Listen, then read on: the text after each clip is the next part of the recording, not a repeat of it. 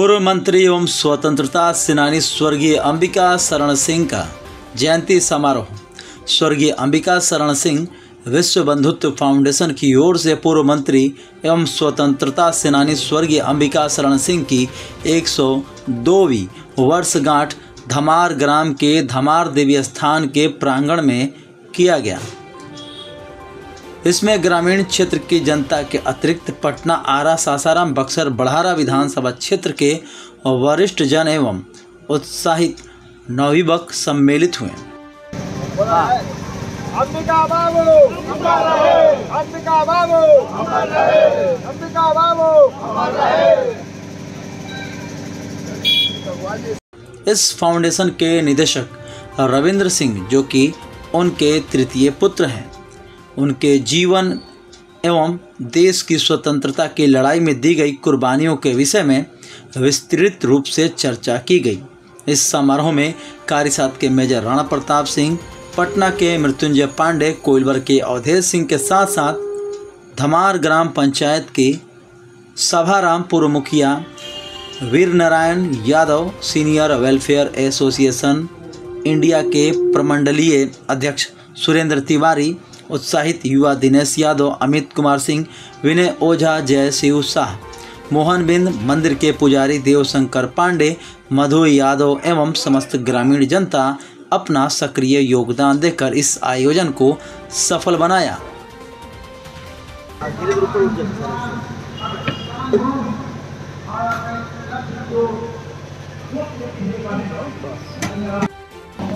अंबिका बाबू, अंबिका बाबू,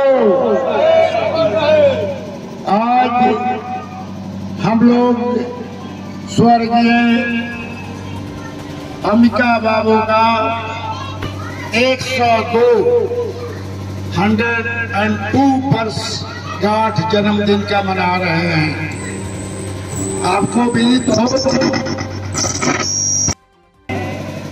और ये भारतीय अपने बिहार सरकार में ये फाइनेंस मिनिस्टर भी रह चुके हैं, विधायक हैं। आज उनके पुत्र रविंदर जी, जो पहले बाहर रहते थे, अभी धमार में आए हुए हैं और 2-3 वर्षों से अपने पिता का हर बार जन्म दिवस और वो जन्म दिवस के मनाया जा रहा है। आज 102वां जयंती समारोह मनाया जा रहा है।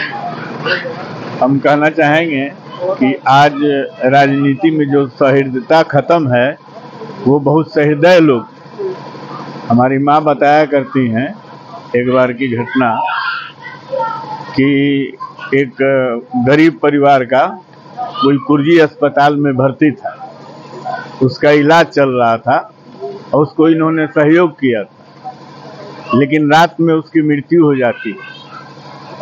वह रात को ही आता है वह व्यक्ति, और यह सुबह, जबकि इनकी आदत थी कि सुबह जब भी निकलते थे तो स्नान ध्यान करने के बाद ही निकलते थे, लेकिन उस दिन सुबह ये पटना के लिए निकल गए और वहाँ मैनेज करके उस गरीब के लिए सारा व्यवस्था किए। उसका लाश लोग नहीं छोड़ रहा था पैसे के लिए, उन्होंने व्यवस्था किया और दिया।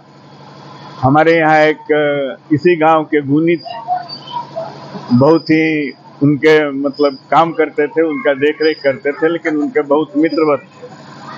तो वो बतलाया करते थे कि एक बार ऐसा हुआ कि हमारा घर बन रहा था और कुछ सीमेंट रखा हुआ था, तो कोई दूसरा आया बाहर से, मेरी माता जी नहीं थी, और इनको बोला कि भाई आप कुछ आप ही का घर बनेगा, हमको भी कुछ सीमेंट हमको दीजिए।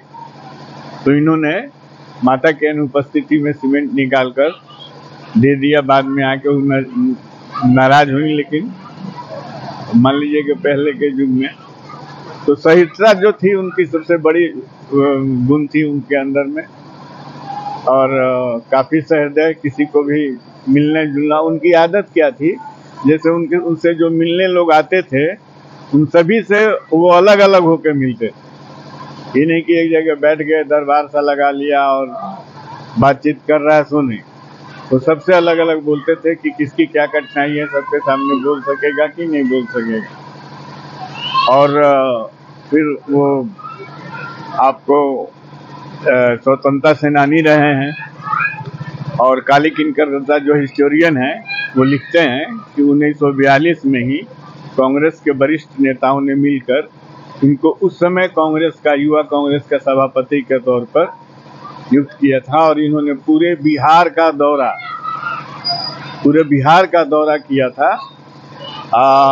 उनके कॉन्डोलेंस में हमने कैलाशपति मिश्रा का एक जगह पढ़ा था, जिसमें कैलाशपति मिश्रा जो भाजपा के अध्यक्ष रह चुके हैं, उन्होंने लिखा था कि पलामू के जंगल में रात में हम लोगों को खबर मिला कि एक बहुत बड़े नेता आ रहे हैं, युवा नेता जो भाषण करेंगे। जब वो आए भाषण किए तो हम लोग देखे कि अंबिका बाबू। तो उस समय से ही तो बतौर क्रांतिकारी उनकी भूमिका बहुत अहम रही थी। जैसा कि बतलाते हैं हम लोगों के सदाशिव बाबा हैं, वो बतलाता है कि रात को घनघोर बारिश में, ये मैनपुरा एक गाँव है वहीं के थे, बोले घनघोर रात में वो मेरे पास आए। रात के समय में पैर में चप्पल उप्पल कुछ नहीं था, हमसे अपना जो संदेश देना था दिए और फिर रात को ही चलने लगे। तो सदाशिव बाबा ने कहा कि गोड़ में एक जूता चप्पल लिखे से हमार चप्पल ले लो। इला के इंसिस्ट करते रहे, लेकिन सदाशिव बाबा इनको चप्पल दिए और उसी रात्रि में उस घनघोर बारिश में फिर ये निकल चुके। तो राजनीति में जैसे आप लोगों ने ललित नारायण मिश्रा, राम लखन सिंह यादव और अंबिका शरण सिंह, मेरे पिताश्री, ये तीनों साथ में रहते थे क्रांति के समय भी। तो जब मेरी बुआ की शादी थी तो ये लोग भी कॉन्डोलेंस में ही मैं पढ़ा हूँ, ये लोग रात के समय में रहर के खेत में जाके बुआ से भेंट किए थे, जिसमें राम लखन बाबू भी थे और ललित नारायण मिश्रा भी। उसमें कभी कभी पिताजी जिक्र किया करते थे, लोग बतलाते हैं कि पटना में ये लोग कहीं नदी के किनारे छिपे हुए, ये थे ललित बाबू थे और राम लखन सिंह यादव जी। तो तीनों छिपे, तो वहाँ एक बुढ़िया थी। तो बुढ़िया इन लोगों से पूछी कि तुम लोग कौन है? तो वे बहन कि हम लोग डाकू हैं, हम लोगों के सरदार यही है राम लखन सिंह यादव। तो दिन वहाँ भी पुलिस की छपा पड़ी, ये लोग भागे, तब वो बुढ़िया जानी कि ये लोग तो स्वतंत्रता सेनानी है, क्रांतिकारी है।